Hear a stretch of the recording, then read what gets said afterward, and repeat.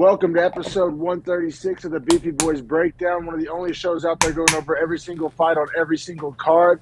And, man, we're coming to you same day as the fight, so these are fresh in our minds. I'm looking forward to that. We don't usually get the chance to talk about the fights the same day they happen, man. But how you doing, man? I'm looking forward to this one. I'm doing great, man. The fights are very fresh. Couldn't be fresher. And what was your overall takeaway with the card?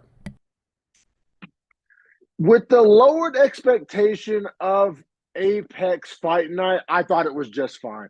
There was a lot of fighters on this card that I've been dying to watch, and to get them to all watch them all on one card was pretty awesome. So, like, high level prospects that I'm a big fan of. So I was excited about that.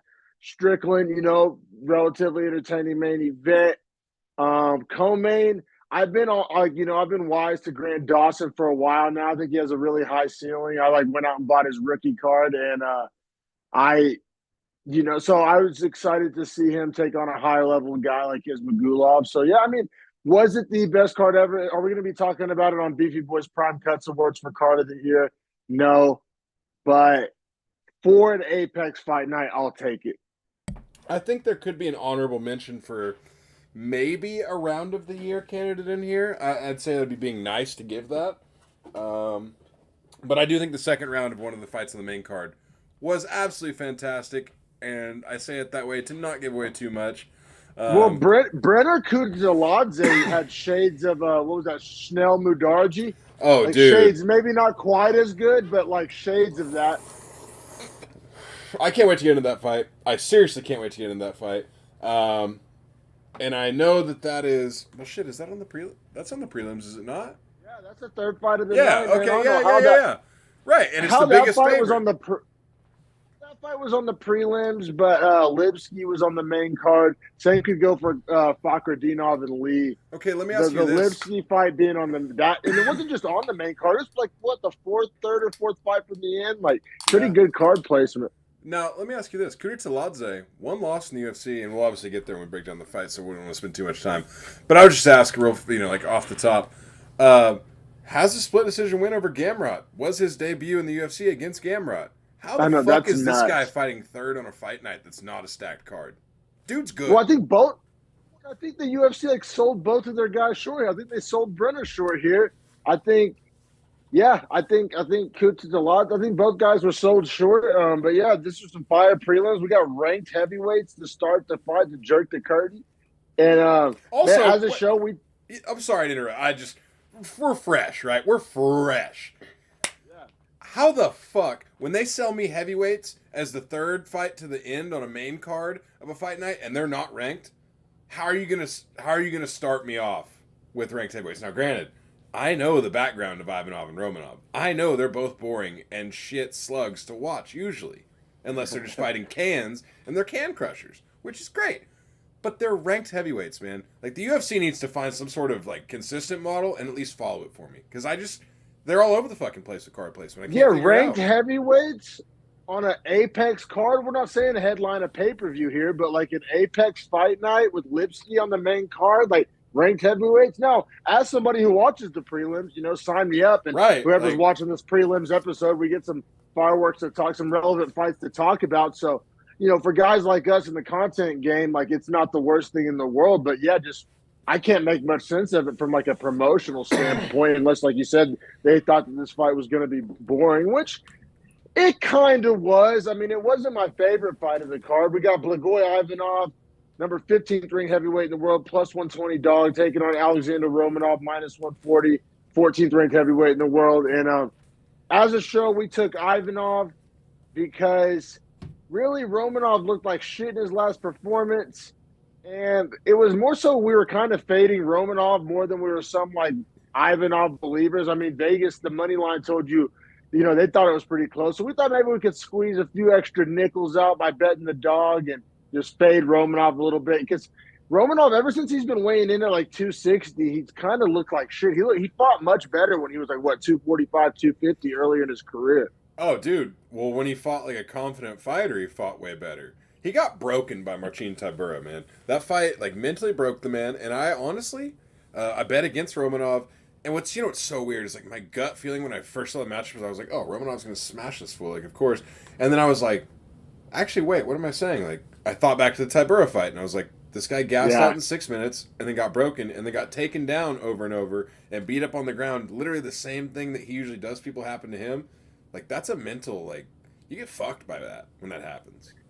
Yeah, and Ivanov, he's kind of, he's never gonna be a world beater, but he's like a very like middle of the road, like steady fighter. And Romanov, a guy who's been so up and so down, I was like, I'll take some steady. I'll take some steady. Steady at here. plus 120 too. Like, that value is off the charts for steady. You know what I mean?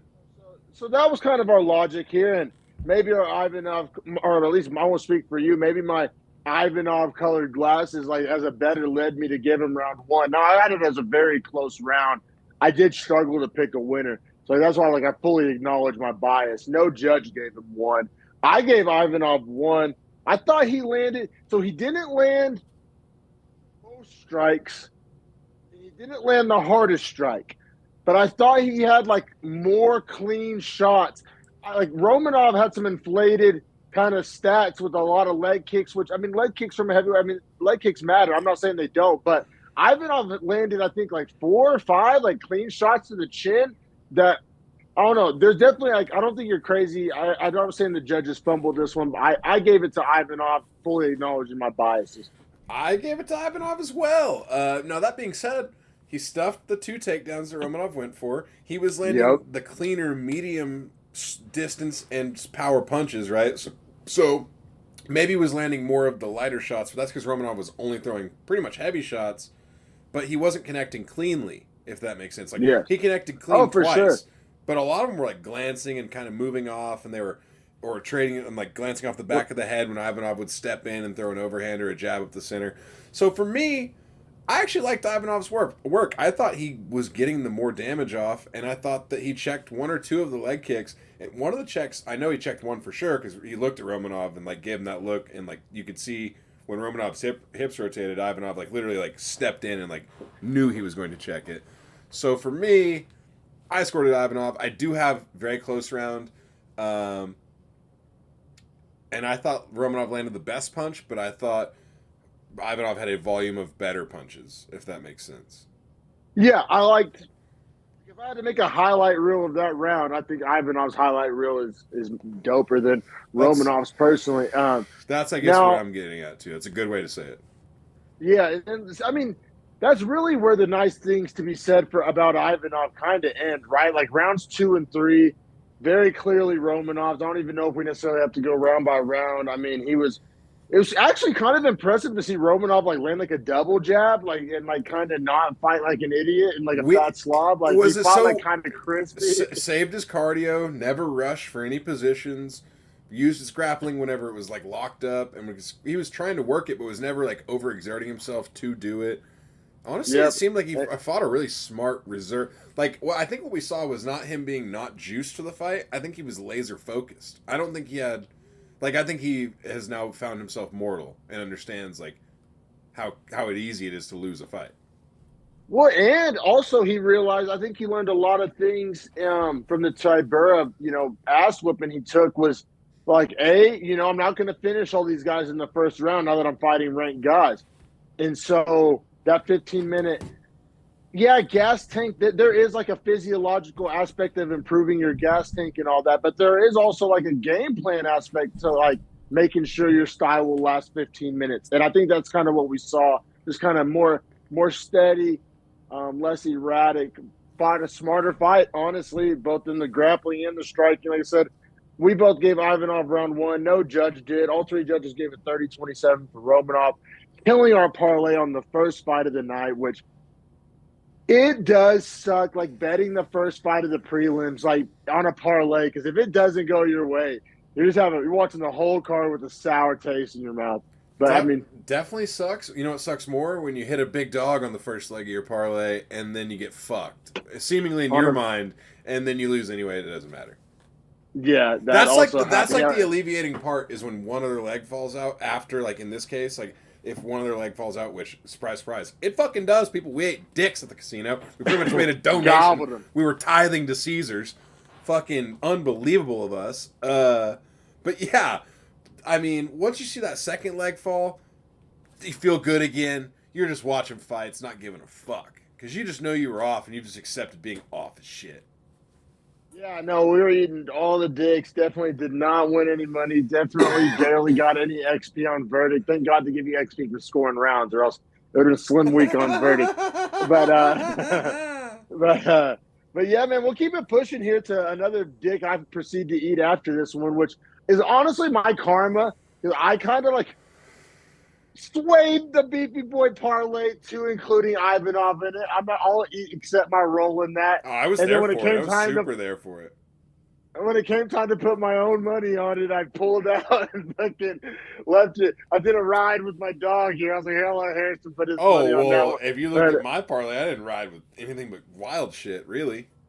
Well, and then, like I said, I get my comeuppance in this next one because then in my second parlay, my personal parlay, I was like, I was once again, I got to stop betting with my fade. I'm like a negative better. I love fading people I don't like. Because I didn't know dick about Ivana Petrovic, but I knew she was fighting Luana Carolina, and I am like a Carolina hater. I don't like watching her fight. I don't think she's like even in like the second tier of UFC flyweights. But I mean, and I'm talking out of both sides of my neck here because I talk about these 6-0, 5-0, 4-0 prospects coming in, and it's like almost like the undefeated needs like air quotes around it because it's like you barely fought. Like in football when you're 2-0 and they say like we're undefeated, like let's take it easy here. But so I don't know. That's what I get for betting on a fighter I didn't know anything about. I took Petrovic in a different parlay. Funny you'd say that, man, because Kenneth, he literally texted me out of nowhere. It was like, hey, here's how I see this card going for like the picks he liked. Sent me like 8 picks, and they were actually pretty fucking good. Like he was like saying like sub, decision, whatever. He's pretty, like there were 2 he was like super accurate on. I was like, what the fuck? Anyway. Yeah. Point being, shout out Kenny. Point being is that he liked Luana Carolina here, and I was like, why do you like Carolina? And he was like, the girl she's fighting has 6 fights, and it's the first time she's fighting the UFC. He was like, where else has she fought that would be comparable in 6 fights? And I was like, God damn it. He's like using our logic to disarm my own. Oh, I know. Like, God damn it. And I was just betting with pure Luana Carolina hatred in my soul. I just like let the hatred guide my fingers at the sports book, which is not a great gambling strategy, folks. But yeah. So I mean, fight taking place in the women's flyweight division. In all fairness, Vegas agreed with me. Had Petrovic as a -190, Carolina +160. I mean, I once again I find myself disagreeing with the judges. I gave all 3 rounds to Carolina. Honestly, granted, I had 2 and 3 being close. Like I thought. Yeah. You could have given Petrovic. I thought you could have given Petrovic 2, which is probably the round that the judges did give her, if I had to guess. That's the round I gave her as well. Yeah. So, I mean, I edged it out to Carolina in 2. I mean, Petrovic, once again, in women's MMA, which DC was kind of catching shit last week for talking about how, like, these certain throws work in women's MMA, but not men's MMA. And honestly, Carolina must have been listening to DC because every time Petrovic would try one of these number 1 bullshit throws, Carolina would fucking reverse it and end up on top dropping bombs. Like I said, I don't want to stroke, Sean Carolina's wheels too much because it was still a pretty boring fight. She still demonstrated why I'm not a fan, but she was able to take advantage of this super green prospect in these positions. Okay, here's what I wanted to note so I was watching the scorecards live, looking through it, right? This is super interesting to me. 2 judges give round 3 to Petrovic, and 1 judge gives round 2 to her. So there is a world where she may have somehow won this fight in a split. Yeah, I see what you're saying there. I thought 2 was a better round for Petrovic than 3, but like I said, in my notes, I have 2 and 3 as being very close and like kind of hard to score. Probably because this fight was snoozy. So I pretty much totally agree with you. I thought Petrovic lost herself the fight in round 3. I thought that she had the skill set and like the ability to actually do what she wanted to do, and then she started chasing dumbass leg locks, and just honestly, it's the same thing we always talk about with the jiu-jitsu ace or the guy or girl that loves submissions that chases them over position. Well, they're literally she kept chasing submissions and not finishing takedowns, and it was like you have this takedown, and or you're in a dominant position, you don't need to chase this leg lock. Like, it's a transition. You just need to fight through the transition. And never would she do that. And every time she go for a leg lock, wouldn't work. She'd lose position. And it ended up, I thought, costing her the fight in the third round. Well, yeah, because it turned into Perea Hall. Just like, Yeah. I'm going to like just eat insane bombs while attempting heel hooks.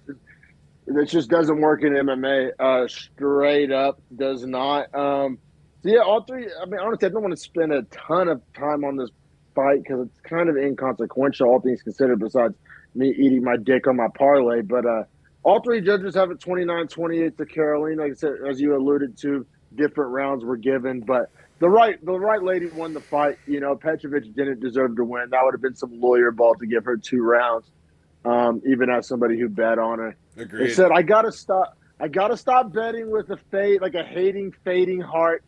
And I gotta stop.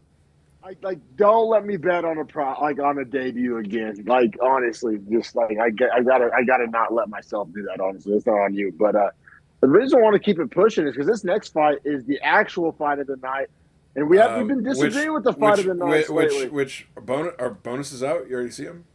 Yeah, I got him. Yeah, shit. Okay. Yeah, I got him. Only one on the prelims, and it's this next one gets fight of the night. So fucking we deservedly so, dog. Insane fight. Up for fight of the year, in my opinion. Yes, like I said. Comeback of the year. Comeback of the year, and yeah, I mean, there's been a lot of great fights, but all the qualities that you look for in fight of the year candidates, like, even if this doesn't make the cut, like maybe honorable mention, like it has all the qualities of a fight that you would like look for. You know what I think is most interesting to me about this potentially being comeback of the year in quotes? Brenner was a dog throughout the fight. Like, I never at any point was like, oh, it's just an ass whooping. Like, maybe yes it was, but it's not like Brenner wasn't fighting back.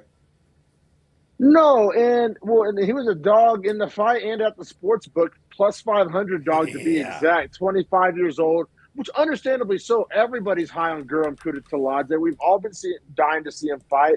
He had a higher. He was supposed to fight somebody, I think, ranked or like somebody with a name we've heard of. I forget. I'm sure it's on Tapology real quick. But, I mean, if you're not high on Kudus-Taladze, I don't know if you know how much you know about MMA. Honestly, he's super skilled dog, beat Gamrot in his debut. It was so he had Moises pull out, and then he had Jamie Malarkey pull out. So those would have all been, you know, quote unquote bigger names, higher ranked guys than Brenner. But honestly, the MMA gods were looking out with this one because we got some fireworks with this. Brenner was a fairly late minute replacement. I mean, yeah, I think they said he replaced on 11 days. Was like when they offered him the contract, so he had 10 actual days to get ready. That's correct, right? Yeah, that sounds about right. And then, I mean, I think that factored in with the huge money line. Kudus-Taladze coming in at minus 675. And man. So in round one, does that cut open up in the first round? The cut on the eye does from the 2 massive elbows that rocked Brenner at the very end of the round, in a round that I thought he was ahead in. That was the craziest part, is that he got the takedown. He was getting damage off. Kudus-Taladze did have a very dangerous guard. And like, it was so back and forth. I thought maybe Brenner was going to be able to edge the round by having the takedown and the control. And then Kudus-Taladze, with 35 seconds left, drops 2 massive elbows off the clinch on the cage, rocks the fuck out of Brenner, and definitely won the round off of it. 1,000%. I'm even more bullish than you. I thought Brenner was cruising to a 10-9. Like, he had 2 takedowns. Yeah, I didn't want to be definitely winning. I didn't want to be crazy. Strike numbers were, but yeah, he was winning. Like close to 2-1. Like, he was firmly in control of the round. I mean, Guram was making it competitive, but I had no problem giving that round to Brenner until. Like, I also have the word "stole" in my notes. Kudus-Taladze, I mean, that's a textbook robbery. He stole the round at the very end. Like, what was that last 30 seconds? Was just like, I mean, there's the cut damage. There was like the wobble factor. There was just the brutal eye test of the standing elbows, like the step-in elbows, perfectly timed. Yeah, I think you'd be crazy to give round 1 to Brenner, even though he had a fantastic round. I agree, 100%. Now, that also makes you think, the minute you see that, the first 4 minutes and 30 seconds, you're watching the fight and you're like, how the fuck is this guy plus 500? This doesn't even make sense. Then you see Kudasladze land that crazy damage, and you're like, damn, this minus 700 is going to get away with, like, having lost most of this fight, rocking this guy, now probably being able to get him out because this guy's so hurt going back to his corner. Like, Brenner looked fucked up. Now, granted, he had the champ, former champ, Charles Oliveira. He had the head coach of Shoot the Box and another former fighter, I'm pretty sure, in his corner. So, great corner, great camp. And also, fighting at lightweight, he's definitely a sparring partner of Charles Oliveira, so... Yeah, he definitely gets hit really fucking hard. You know what I mean? Like, for sure. So, that being said, comes out round 2. I'm fully expecting Kudasladze to get the finish. And he honestly was kind of tagging Brenner up. Like, was hunting for that finish. Got the nastiest cut on him, but wasn't able to get that finish. And, I mean, Brenner huge cut right on the forehead. I mean, massive. This fight had... Like, on, for reference, it's huge. I mean, like Darren Elkins' level of damage on the face of Brenner. His hair was white, and by the end of the fight, it was red. Literally red, for sure. Shades of Chris Lieben out there. And, like, it was crazy because, yes, that cut was gnarly. And that cut was done by a vicious elbow. But it wasn't like Brenner was never close to being finished. Now, I was concerned about a doctor stoppage. Me too. And how it was looking. And it was going into his eye.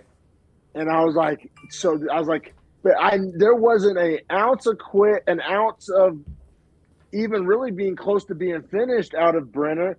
And I thought round 2 was, despite the massive damage, was kind of a hard round to score. Kind of close though, right? Because Brenner actually won the round after he got so fucked. It was like stringing together long combinations. I don't even know the official numbers, but eye test wise seemed to have the significant strike number advantage in round 2, like kind of by a decent margin. I feel like he kind of like led the volume, especially after he was cut. I said that's just eye test. That's not CompuBox, but he seemed to kind of land more shots. Now, I don't know about round by round, but total strikes, they're 6 apart with Kudasladze winning. Significant strikes, Kudasladze had 20 more. But a lot of those are body shots, too. Yeah. They had very close to the same amount of head strikes, within 5. And honestly, between the damage from Kudasladze and the pace and volume from Brenner, I was kind of at a coin flip until Kudasladze got that late takedown. Agreed. The takedown itself wasn't that consequential, but just that round was up in the air in my books until I needed something else to score. Kudasladze gave it to me, so I thought he edged out the round. But it's crazy to say you edge out a round in which you almost take a guy's face off. Yeah, I mean, it was wild, man. I turned to Kenneth and I said, that's probably a Kudasladze round. However, this is the most live plus 500 that's lost 2 rounds I've ever seen in my life. Like, quite literally, didn't feel like plus 500. Like, if Vegas had had him at plus 250 or 275 at that point, I would have been like, that's about right. Because, dude isn't ahead on the scorecards, no way. And all the judges do have it 20-18, just like we do. But he is, actually landing shots and hurting Kudasladze at points or making Kudasladze, second guess his ability to just step in and finish. Yeah, no, 1,000%. And, if I was at, a sports book, I probably would have live bet that. Seriously. The live bet, especially if you live bet a finish, because, if you're going to live bet it, I mean, that's what he needs. It has to be submission or KO, so you might as well just pick one and take a super juice number. Yeah, for sure. And then, speaking of finish, man, in round 3, we say comeback of the year, fucking Schnell Mudarzi shades, Landwehr Onama shades, we get that 3rd round comeback finish, and it was so entertaining. Quite literally made me get up out of my seat. A left hook. You described this very well in the group text. I'm going to fucking turn the floor over to you because I loved how you were describing this in our group text. Oh, dude, it was crazy because at first I didn't know what hit him. Me and Kenneth both were like, why is he shutting down? It was like he got, liver shot almost. His body was shutting down. Well, quite literally it was. He got punched, in his neck, and I think it gave him, a momentary stinger. Which, if you've ever played football and gotten, just, crunched, and you get, a shoulder stinger, you can't really pick up your arm so much, right? Like it's just a nerve thing. Like the nerve is just like rattled. It's almost like I used to get them all the time. It's like a funny bone thing, but imagine that like big nerve in your arm. You know what I'm saying, running down from your shoulder. So same thing. It's like both of his nerves got set from the one in his neck from that shot landing where it did, and you just see him like try to defend as he's falling by picking up his arms, but they're like locked at his side. And when you see it from behind when it lands, his hands are like this, and then you just see him do this, and they're just kind of soft. And he never clenches them or releases them; they're just soft. So yeah, I know. To me, it was so like glad you momentary paralysis by like a stinger, essentially.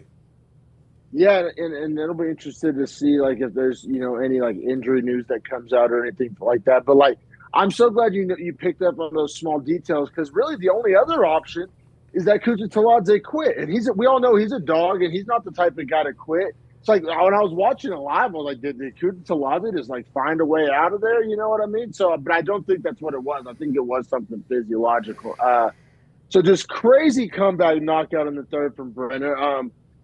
Both men get 50 grand. This was the official fight of the night. The finish comes at 3 minutes and 17 seconds into the round.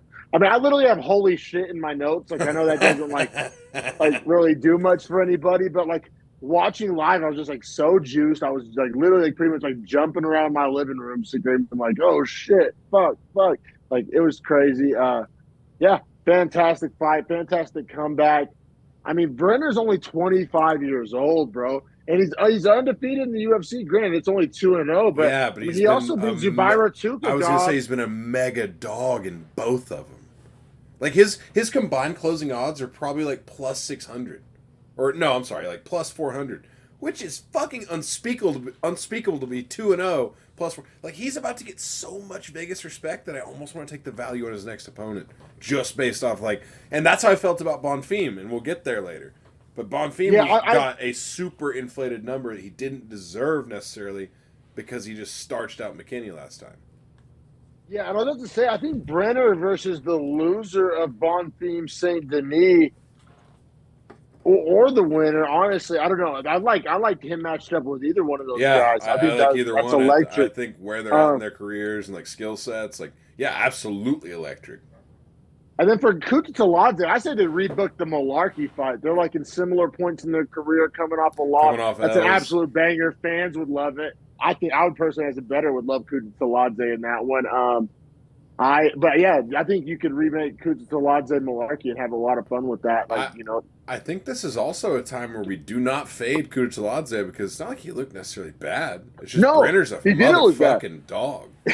Yeah, no, 1,000%. I don't have a negative word in the world to say about Kutateladze.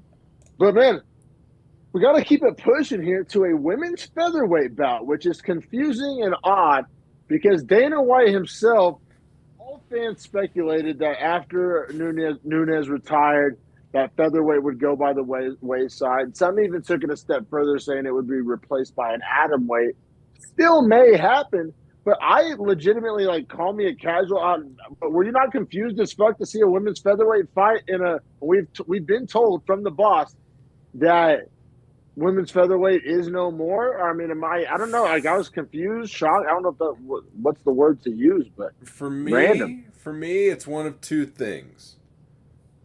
This was pretty much like the interim title fight because there's no one that's actually better skill set that's fighting at featherweight than these two, in my opinion. I agree with that. Now, other than that, I think this might have been a little backdoor handshake. Hey, I don't want to cut. Do you not want to cut? Let's not fight at bantamweight. Let's fight at featherweights because we're both bantamweights. So it really doesn't matter, and also we don't have to make this cut.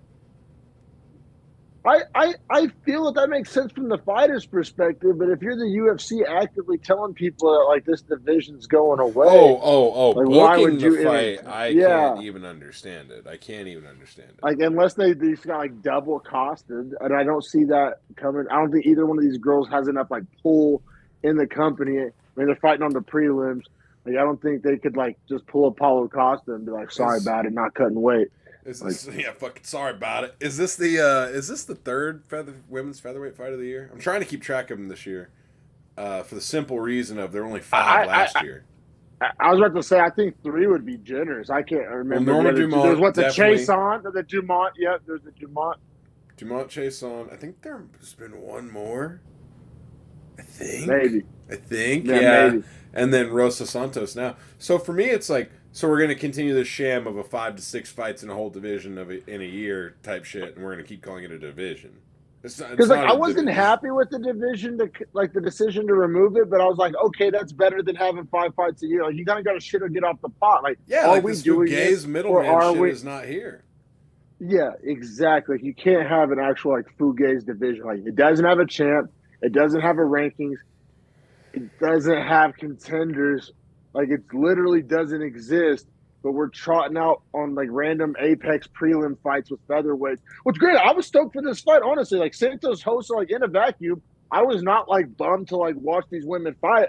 I bet Santos. The parlay was already shattered at this point. Who gives a fuck? Oh But wait, I we they. Sorry to interrupt you. I'm just looking at the website. The women's featherweight division is not pictured on this website. It has been removed. It is not a technical division for them that they host. that's what I'm. It's so. But we just watched the fight, so like yeah, it's just like what are we doing here? Oh, you know what I bet it was? This fight was probably booked before Nunes retired at featherweight. And they had to Uh finish that out. We might have seen the last yeah. women's featherweight fight. Like it was. That's actually a very valid point. Like this Because probably it's would have been a number one because contenders match. yeah, right, 100% it was because it's contractually obligated that they fight at the weight they signed at. Wow, I bet you're right. That makes a lot of It's sense. the only thing That that makes makes sense. might be the last women's featherweight fight in UFC history. Like there's a real chance. Wow. Yana Santos and Carol Hosa in a hosing of a fight. Let's get Yeah, man. into Let's it. get to this decision because I did disagree with it. Oh, thank You God, know, me too. yeah, I had money yeah, on yeah. it though, for people wondering. I bet Santos plus 155, but like I said, the parlay was already busted by the time this fight happened. So, like, I wasn't, you can't really say I was being biased because I already knew the parlay was toast. So, whatever.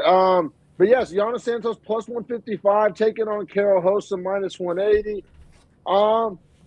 I don't have like a super like laid out reason why I bet Santos. I'm not the biggest Hosa guy. And she kind of looked like she came in this a little out of shape. Granted, she didn't really gas or anything, so maybe I'm just being an asshole. But Well, here's what I thought. Hosa had a loss to Gato in her career. Hosa's going up in weight, and Gato went down in weight. And Yana Santos is Yana Kunitskaya, for anyone that's wondering. yeah, And she's honestly always been a sick ass striker on the feet. Like it's never been a yeah, problem for her to be a good she has a striker, legit skill set. and that's kind of what Hosa depends on. And at 45, like neither girl's really gonna do some grappling, like shocking shit at this point in their career just because they put on 10 pounds and got heavier. Like that's not gonna make sense. So I honestly just thought like I think Kunitskaya is gonna outpoint her out of a 3-round fight, and I like this value at plus 155 if I already like her Yeah, to win by outpointing. yeah. I think you like laid out my thoughts much better than I did, so thank you for that. And then also Hosa coming off the loss to Norman Dumont, which we're not a big Dumont show, so like you lose to somebody who I don't necessarily have the most respect for. And it's going to be hard for me to like you at minus 180, honestly. So I think that factored in 100%. quite a bit. But I mean, yeah, we got to go round by round here because, like I said, we both disagree with the split decision, and either way, it's a split decision, so it's close either way. And I'm not trying to argue it wasn't close, but I definitely feel confident in who I had winning it. Round one, I don't have as all that like debatable or questionable. Like I thought Santos won. I mean, I liked her volume, the clinch control with like enough strikes blended in. This was a snooze fest, but it wasn't. Snoozer. Where's my alarm? Because I'm snoozing. No, yeah, hitting snooze for No, sure. no. So you know what's funny though is like the movement was a fun pace, but neither girl would strike because they were just like both bobbing and feinting so hard at each other, which I did appreciate from a striker's duel. But they weren't throwing enough, right? Like if you see an opening, you gotta throw. You can't just try to log it in your head and be like, all right, this opening's here. Like sometimes, like the fucking throw. So that being said, when they did get in the clinch, I thought Santos was a little better in the clinch, and when they would separate, she was much better. Separation strikes, I thought were a big deal for her in that first round, at least as far as like the limited amount of impactful strikes that occurred. So I had it 10-9 to Santos as well. Granted, there's not a whole lot happening here. Harder to score because of that. Yeah, I agree. But I liked Santos like a lot more than I liked Hossa in one. Now round two, I think is what this whole fight like hinges on, and the split decision. And how'd you see it? Agree. Every judge saw round one to Santos. Just okay. Yeah. I thought Santos won round one. Was it electric? No, but she won. Now round two, a little murky, a little up in the air. Because the striking numbers were damn near even, and the eye test matched that. It wasn't one of those situations where that was a shocking. Like it looked like the striking was even, and then the numbers came out and the striking was even. So obviously, not trying to reinvent the wheel here. If the striking's even, you got to go to like other positions, other sequences, secondary, tertiary measures. And I think that. I said it's hard to like score somebody around over like snoozy clinch control, but like, all right, you're telling me the strike numbers are even, but one fighter had some clinch control. Like once again, not awesome. I'd give it to Yana, man. Like it wasn't electric, it wasn't like an ass whooping, it wasn't dominant. But like I said, the striking's even, pretty much cancel it out. So what else took place in the round? Well, some periods of time went by where Santos was controlling along the fence. That's what else took place. And is it electric? No. Do I love like having that be the reason I give a fighter a round? No, but I don't know. To me, it makes sense, like mathematically, logically, to give Santos round two. Now, I mean, definitely a close round though. Yeah, funny enough, I have really close round in my notes. Like, so give credit, that I'm not going to be out here calling for a robbery, but I will say in the phase or in the terms of like damage and control and octagon generalship, right? Like the scoring measures, I'd say that the damage was damn near a wash. The strike numbers were damn near a wash. Yeah. Santos had more control in the fence, was controlling at the end of the round, and kind of dictated where the fight was actually taking place, with the exception of being able to get the actual takedown. But you don't really get points for takedown defense. So for me, I was like, man, I know it's a close round, really close round, but it's Santos for the extrajudicial manners in which she won the round, like outside of damage. Like I liked Santos's body kicks more than I liked anything Hossa was doing. I would agree. Like, yeah. We're in lockstep. Now it's not surprising here. Saul D'Amato scores the round to Santos. Ron McCarthy, Big John McCarthy's son, scores it to Karol Hossa because he's, an idiot. And then, of course, leave it to Chris motherfucking Lee. Him and Tony Weeks, man, and Adelaide Bird. Like, why are they still being hired? Those three guys, one's a woman. Those three people should not, I don't want to assume anyone's gender. Those three people should not be judges. But he scored it for Hossa. So at this point, one judge, 20-18, Santos, two judges, 19-19. And I think Santos was feeling better about herself, and her corner was inflating her too much, actually. Because it looked like she kind of sat back in the third round thinking she was up 2-0.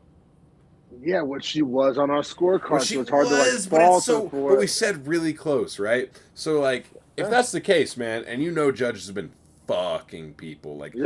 Wait, Jack Jenkins? You kidding me? So, now shout out to our parlays. Not really, because we lost them anyway, so fuck off. But shout out to Emmers, though. Yeah, shout out to Emmers for real. 30-27 Emmers. And plus 1,000 Neil Magny by sub. Just, what I'm saying, things I'll never forget. Now, the point here is Rosa fought like she thought it was 1-1 and won the third, outright. I don't think the third was close. Yeah, for sure, man. I think Hossa, without a doubt, won the third. It was her best round of the fight, which, like I said, for me saying she looked like she came in a little out of shape to have your best round in the third, I'll shut up. But she came in looking out of shape because she literally just didn't cut weight, I don't think. Yeah. But sometimes it helps your cardio, actually, man. Like, if you think about it, not having to suck your body dry, actually will let you run longer. That's the Nate Diaz approach. No, for sure. And then, so she had the pressure, the damage. She got a takedown late with some ground and pound. So, I mean, I had it 29-28 Santos. She said Saul D'Amato had it 29-28 Santos. Best Two judges give it. Yeah, best judge. Yeah, agree with us for sure. Yeah, and so split decision goes to Hossa. So that parlay goes to 0-2, and dick eating festival fucking continues. And the Joey Chestnut Festival continues of just gobbling glizzies at the book. But this one sucked too because like this is one I actually told some friends like, hey, Santos has great value here at plus 155. Like this is a strikers matchup. She's a better point fighting striker. Look for her to like win this on rounds. yeah, and I mean, it's That's a not great. like you I think come that's out a looking great like an idiot. breakdown. Yeah, like honestly, if you watch the fights, you would know that I'm just like, I'm not dumb. But if you're a guy that scrolls to your phone and is like, oh, fucking split decision, and then texts me and is like, damn, man, what's up with that Santos pick? Like, hey, fucking, did you watch the fight? Don't text For me. sure, bro.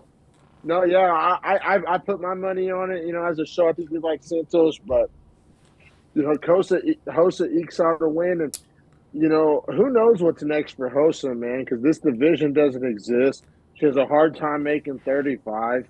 Um, Hey, let me ask you a question. yeah, Do yeah. you What's up? how often do you go for the Yanni sprinkle?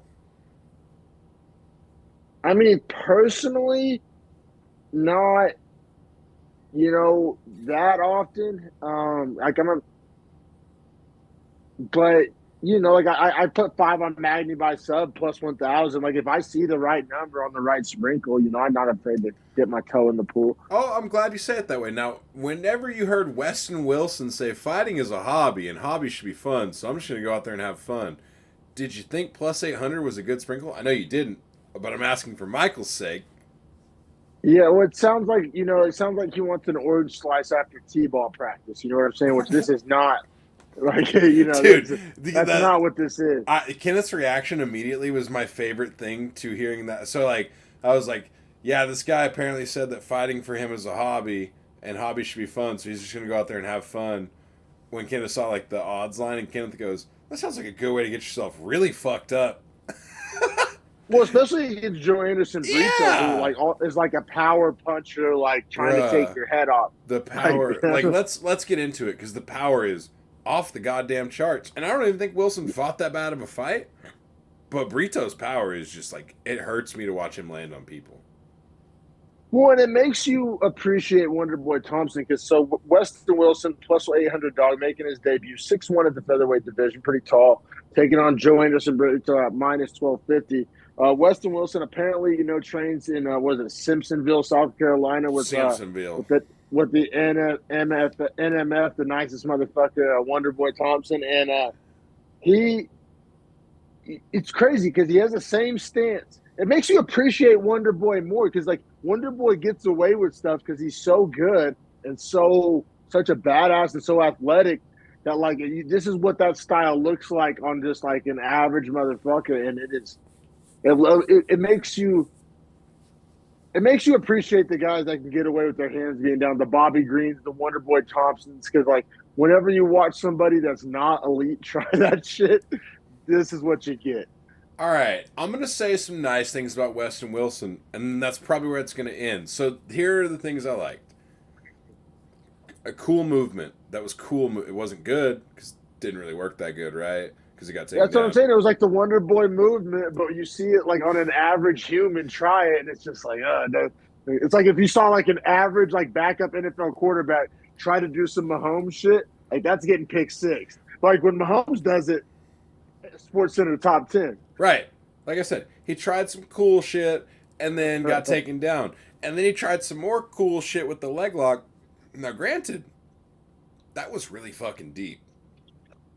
And you could actually... It was a little frustrating, though, because we had just watched this Petrovic fucking Ige themselves situation take place, and we're like, oh, well, apparently, you know, Wilson didn't have the fights on in the back because we just saw what happens whenever you were fighting a power puncher and you try to go for a leg lock, especially if you're not that good at them. It was, I mean, my notes are, oh my God. At the moment that he starts dropping ground and pound. Like, I remember typing it while watching, just like, not even, just like, holy shit. Because, like, he essentially he's in a knee bar. It's pretty deep. I'd say pretty deep. But Brito is very flexible, clearly, because he's not even feeling it. He's literally like he wasn't stressing. He's like looking like, bro, as soon as I fucking get my hips up, and then as soon as he did get his hips up and like got up above, he just decided, I'm not even gonna fight the leg lock. I'm just gonna punch this guy in the face so fucking hard. And then Weston Wilson got KO'd with his eyes open. I don't know if you noticed that, but his head bounced off the canvas. And that's not the only one. That happened again here on the main card. Started the main card. That happens again. A little eyes open. The eyes open KO is tough. Like you got fucking hit so hard. It is tough too because this knockout takes place 2 minutes and 54 seconds, just like we said. Very reminiscent of Topuria Hall, which is the second time I've had to recall that fight, which is not super cool. Don't love doing that, but I mean it's the second time we saw it. This one probably even more reminiscent of it because the power was bigger, like a Topuria. This honestly reminded me of like almost like Nico Price, like power from like his like I know it's completely different, but you know like the up strikes to knockout. It's kind of felt though with like his leg being controlled completely, so it's it's just upper body rotation. Bro, like he pulled his fist up here, and then you could hear like the slams from his hand connecting through Wilson's head through the floor. Like when Wilson had gotten wobbled on the feet a couple times before they even got to that decision, like that shin had already been tested. That shin was already damaged, and like I don't know, it was kind of weird because like it's easy to make. Oh, the guy says it's a hobby or whatever, but like whenever like a killer, like a pro fighter gets knocked out, you're like, well, that's what this guy does. It's not his first time, won't be his last. Like, but whenever you go, watch a guy talk about it like he's building a model car, like, I'm going to go out there and have some fun. What a hobby. And it's just like, when you see him just get, like, brutally KO'd. I mean, on one hand, it's like, yeah, like, show some respect. Like, this isn't something you fuck around with. But I don't know. It's, like, a little tougher to watch just knowing that the guy's not a killer. You know what I'm saying? Too, and I'm not saying not a killer, like, he beats me up. But I'm saying, like, in the realm of killers, like, he was swimming in the sharks, the big boy waters. Like that was a lemon shark going to some great whites. Like, bro, you eat in your environment. Stay there.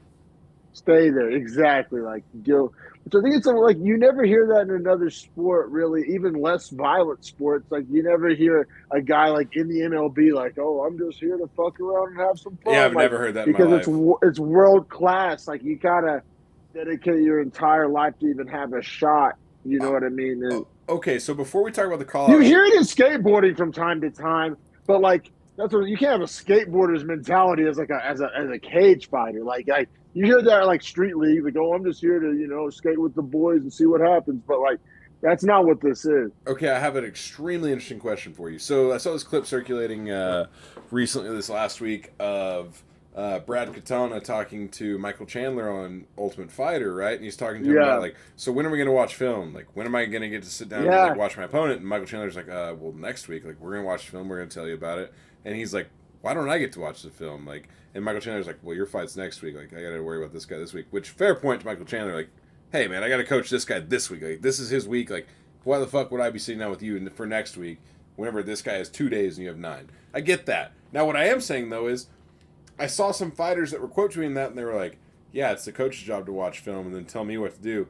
Bruh, I got a big problem with that. The best athletes on earth in any given sport definitely watch film of their own accord because they know that's going to make them better. Tom Brady, LeBron, Peyton Manning, film like junkies. I mean, high school us. Like, yeah, right? We would literally be trying to watch extra film. Yeah. Yeah, with like, you should be watching a film of your opponents. Yourself. You should be watching a film of yourself. You should be watching a film of like guys that your opponent has fought. Like, Agreed. you know what I'm saying? Like I think more film is better. Like, now, granted, not all fighters are rocket scientists, and like maybe there's like a paralysis by analysis or something that like I'm sure there is some kind of method to the madness, but like I don't subscribe to that line of thinking. Like if I was a fighter, or if I was coaching a fighter, or if my son was a fighter, I would want him watching like film. Like maybe you could argue maybe there's too much, but like the answer is not zero. Like, well, there was a fighter in their post-fight interview that talks about how they watch film of their opponent like scoring a knockout. Like they watched that fight. Like they said they watched it a whole bunch because they were trying to study like what their opponent does when they're ahead, so that they know what they like to do. And I was like, damn, this is like actually like the psychology of sports. Like, yeah, whenever you're riding, like you do have tendencies you fall into when you get comfortable because you're riding. Well, and like I've seen fighters describe it as a like for example, they don't want to like build this fighter up in their mind. Like they need to like humanize them. Like I'm like Right. speaking of sports psychology, like if you watch a highlight reel of your opponent, it's gonna be kind of scary to get in there with them. But so there's arguments for both sides. Like I'm pro watching film in Yeah, sports.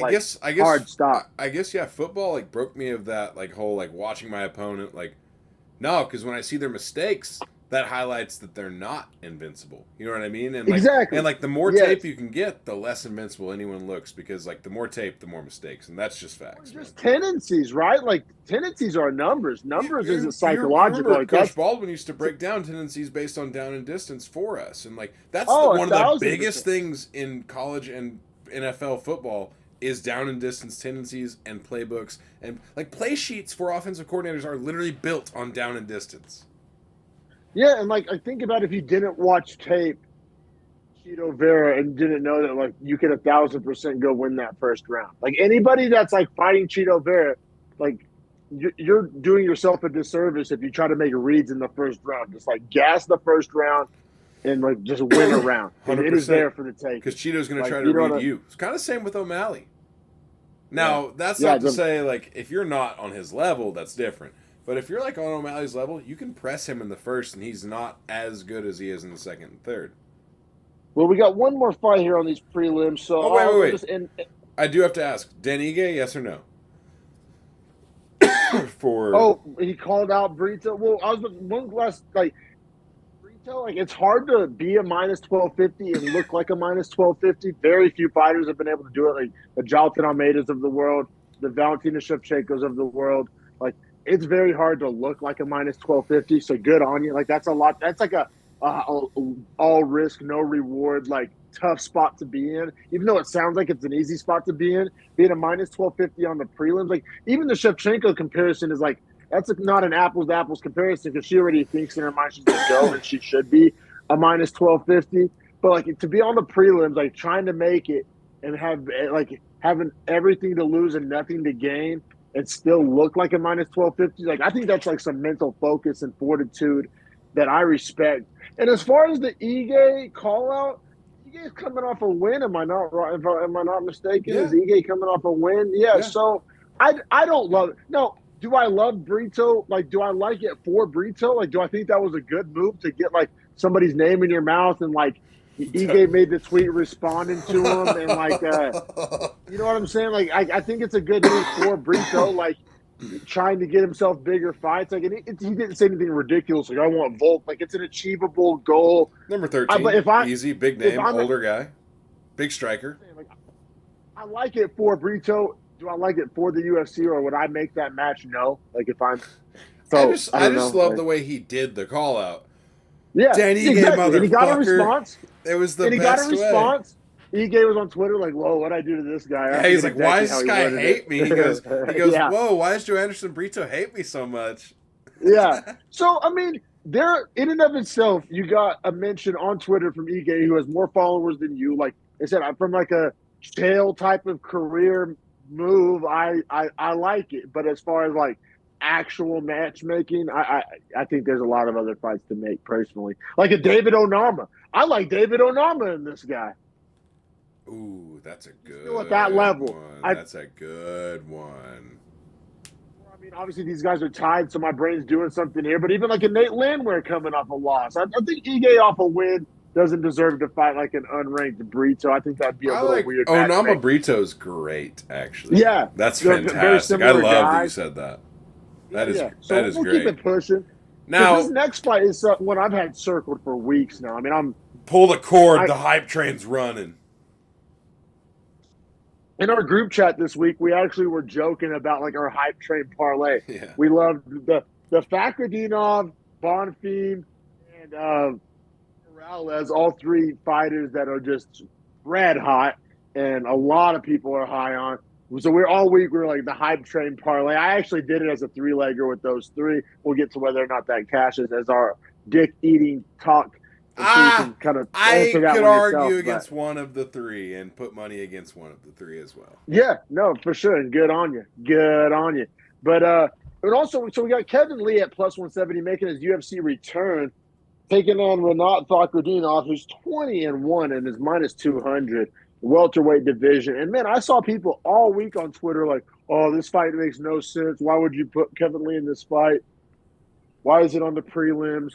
Blah blah blah blah blah." And like, man, honestly, I'm not saying that like service means nothing, but it also doesn't mean everything. Like Kevin Lee has looked like shit for like years now.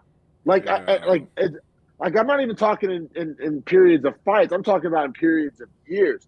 Like Kevin Lee, I've been out. His fight in Eagle FC was so awful against a ultra washed Diego Sanchez, and and apparently he was hurt in that fight. Whatever, fucking stroke it off.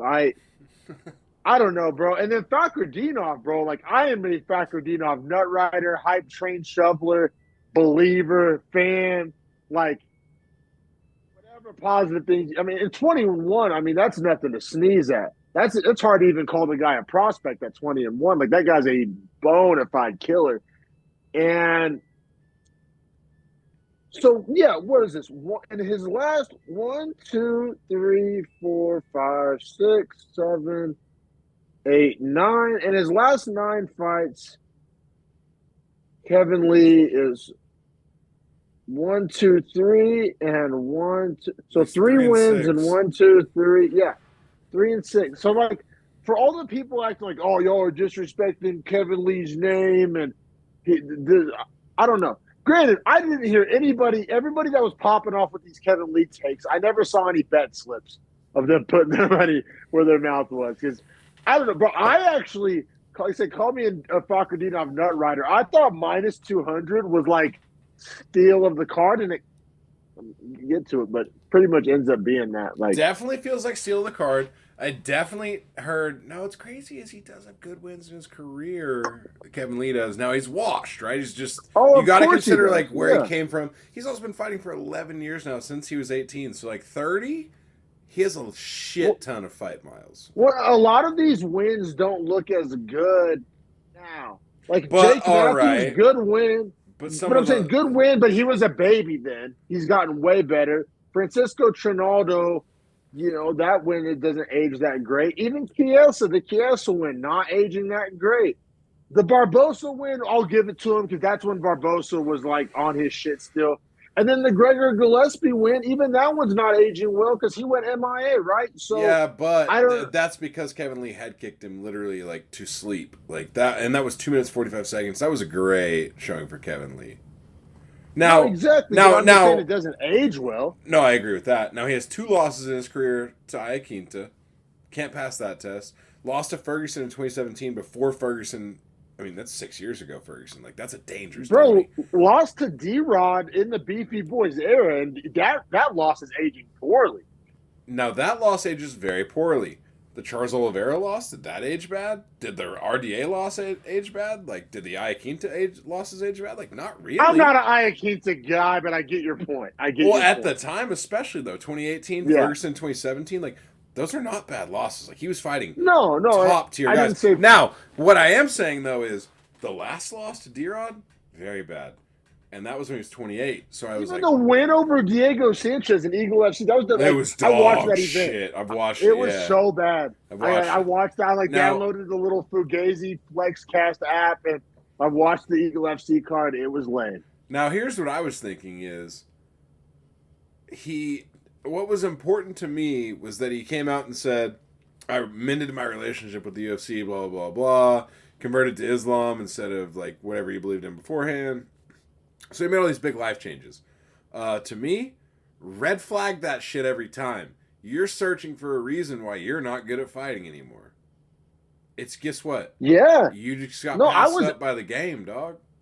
I never once even sniffed the Kevin Lee plus money bait. Like I got a full Woody Vegas bait. That's a full Vegas bait on a name that people know against a guy they don't. Hardcores could have cashed all goddamn day on this. And at minus 200, it's a fucking... That's like... I should have bet $400 on this. I'm like I would have put it on a parlay at minus 300, maybe minus 350. Like seriously, like it was a lock. I really feel that way. I'm looking it up. What was Fakhretdinov by a finish?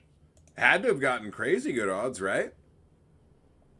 That's a good question. I mean, it definitely probably gets you maybe like plus 110 or something like that. I could see. I mean, under 2.5 plus 130, under 1.5 plus 230. Yeah. Fakhretdinov by KO TKO plus 360. Fakhretdinov by submission plus 650. Yeah. Like there was juice on Fakhretdinov. These fucking goddamn Reno casinos and their weak prop selections, man. They don't even give you that for the prelims. Fakhretdinov wins by decision was plus 155. That to me is the craziest of that because they're saying that's the most likely outcome instead of sub least likely finish second or KO second least likely most likely than being decision if Fakhretdinov does win. Well, and Fakhretdinov is coming off decisions with Michaelitis and Battle, so I kind of get the MMA math there. What people with chins like dogs? Kevin Lee does not have the dog's chin.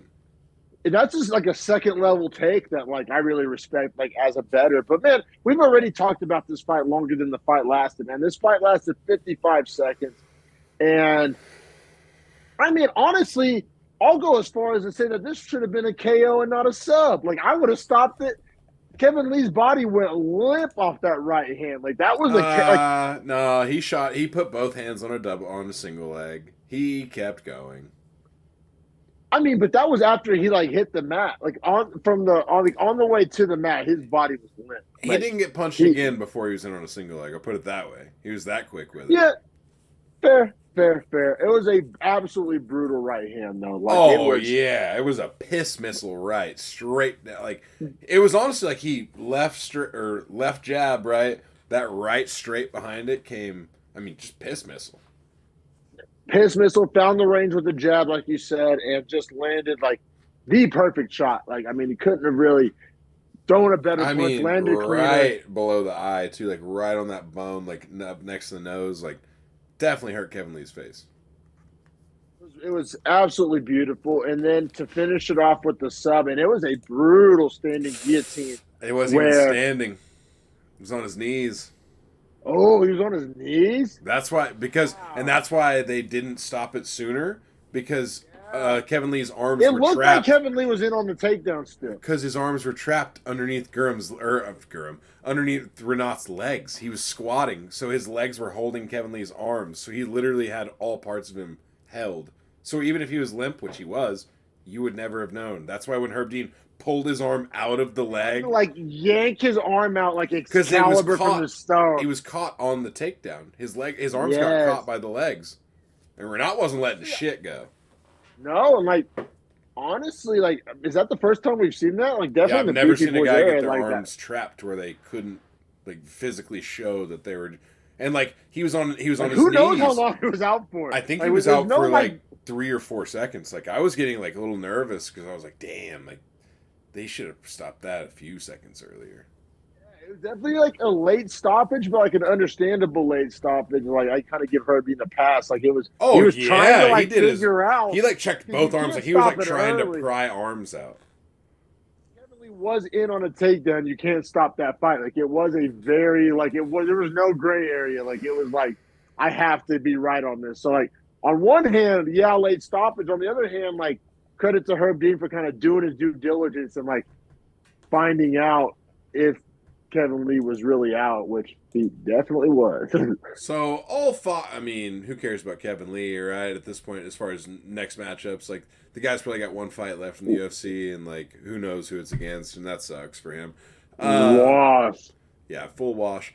Now for Renat, if this fool's not fighting for a ranking, I don't know what the fuck we're doing. I saw a tweet, and I wish I could shout out the account that tweeted it. It is like one of my favorite tweets of the day. Fakhretdinov, he didn't take any damage. Let's put him in there against Jack Della Maddalena. Sean Brady had to pull out. Saw that. 100% agree. Couldn't agree more. Yeah, because then that builds the Hamzat hype. Like if he and I mean I love Jack Della Molina. I'm not saying that's an easy win. I'm not even saying that's a win at all. I'd probably bet it, but hey, that's just me. But like, if he does get those back-to-back wins, that's some like Hamzat, like Shavkat type. And also for Della Maddalena, the legend grows, the lore grows. But if Jack Della wins that, coming off of what he just did to Kevin Lee, like all of a sudden that win's worth a lot. Which, and also JDM is in the position whenever your fight pulls out like 2 weeks before and it's on a big pay-per-view, I feel like this is what they do. They ask you like, do you want to like fight still? Do you want to rebook this fight? They ask the healthy guy. Like, do you want me to find you an opponent, even if it's an unranked guy, even if it's somebody bigger, whoever? Do you want to fight that day? Yes or no? We'll rebook it if your answer is no. But if your answer is yes, like, I don't think he gets a say. Like, they're just going to find a body that can. And like, Kevin Holland's offered up his services. Joaquin Buckley's offered up his services. Chris Curtis has offered up his services. All have thrown their name in their hats in the ring for the JDM fight, which honestly, all of those are kind of sick. I think JDM would secretly, if he got a choice, he'd probably pick Buckley. That seems like the easiest night out of all those guys. But I think Faccardino is probably the hardest night out. Would you agree that? Is that a hot take? Oh. You could argue Chris Curtis. I don't think you could argue. I would argue Curtis. Just he's going to be so big. I mean, he's going to come down 15 pounds. But he's also like a 5'9" guy. So he's like out of all the middleweights. Chris Curtis is like 5'9". Yeah, it's true. Stylistically, Faccardino is the hardest matchup for sure. I think so. So me personally, but I mean, if you're making me pick somebody off this ranked list, I mean, first off, Jack Della Molina is on this ranked list. Yeah, I would say that fits fine. Everyone else is booked. Chiesa is technically booked against Holland. Holland's already calling out that Chiesa is going to pull out, and I kind of agree with him. Holland's already been like talking shit. Like that's why Holland said he wanted to fight JDU, because he's like, yeah, like Chiesa's going to pull out, so like I might as well fight. I kind of don't hate his take. Like I think if Chiesa does pull out, you like punish him with Faccardino and just like feed him to Faccardino. That's what I would do personally. As somebody who's not a big Chiesa guy. Great. That is great. But I mean, yeah, man, that wraps up the prelims. Yeah. Yes, sir. Let's hit a quick little break, and we'll be right back with this main card for you guys. We're one subscriber away from 150. We're at 149. Like, fucking subscribe, please. Yeah, if you're watching and you're not subscribed, you're a fucker. Go ahead and do that right now. Appreciate that.